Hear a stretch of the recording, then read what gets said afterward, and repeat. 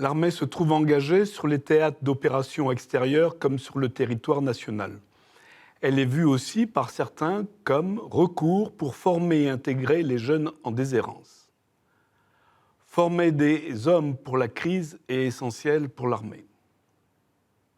Il s'agit de former des chefs militaires, hommes de réflexion, hommes d'action, professionnellement stables, profondément humains et assumés en conscience leurs responsabilités.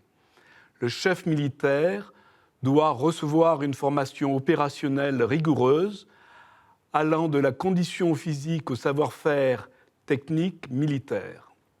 Il doit apprendre à réagir vite et bien face à l'événement, à développer l'intelligence des situations. Ces qualités s'acquièrent tout au long de la carrière militaire, par la formation initiale, par la mise en condition, puis à chaque étape par la préparation opérationnelle. Le chef militaire se doit d'être exemplaire. Confronté à la prise de décision, il lui faut discerner dans la complexité, décider dans l'incertitude et agir dans l'adversité. Enfin, il doit gérer le stress du combat, sa propre peur et celle de ses hommes, les pertes au combat, sa propre souffrance et celle de ses compagnons d'armes. Il doit avoir une attention quotidienne pour les hommes qu'il commande. Le savoir-être est aussi précieux que le savoir-faire. Exercer l'autorité n'est pas aussi naturel qu'on le croit. C'est un travail sur soi permanent. L'obéissance comme l'exercice de l'autorité font l'objet d'un travail intérieur. Ne pourra vraiment commander que celui qui a su obéir. Il faut former des soldats instruits, entraînés et adhérant pleinement à leur mission. Devenir combattant, c'est se porter volontaire pour pénétrer dans les sphères de la violence. C'est en accepter la transformation induite, notamment par le risque d'y être détruit ou mutilé, dans son corps ou son âme. C'est pourquoi un effort tout particulier de formation et d'entraînement doit être réalisé pour les chefs, mais aussi pour les soldats. La vulnérabilité physique du soldat a été considérablement diminuée, mais une fragilité nouvelle apparaît liée au rapport que la société entretient avec la mort. L'angoisse collective de la société face à la mort pèse inévitablement sur l'engagement du soldat.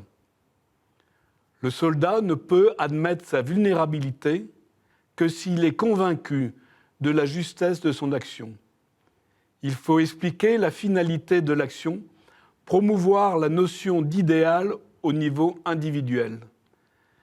Cet idéal doit avoir des ressorts suffisamment forts pour aider le combattant à surmonter ses émotions et endurer sacrifices et privations engendrés par la guerre.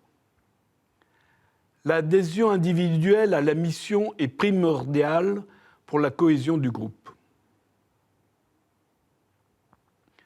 En effet, s'imposent aux soldats chrétiens des obligations précises, respectueuses du droit, de la justice et de la charité à 3 niveaux.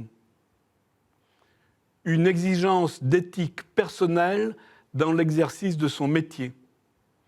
Il appartient au militaire, conscient que son action implique force physique, morale et spirituelle, de la développer pour, d'une part, oser entreprendre et braver les dangers, et d'autre part, acquérir la maîtrise de soi pour endurer les épreuves et la souffrance.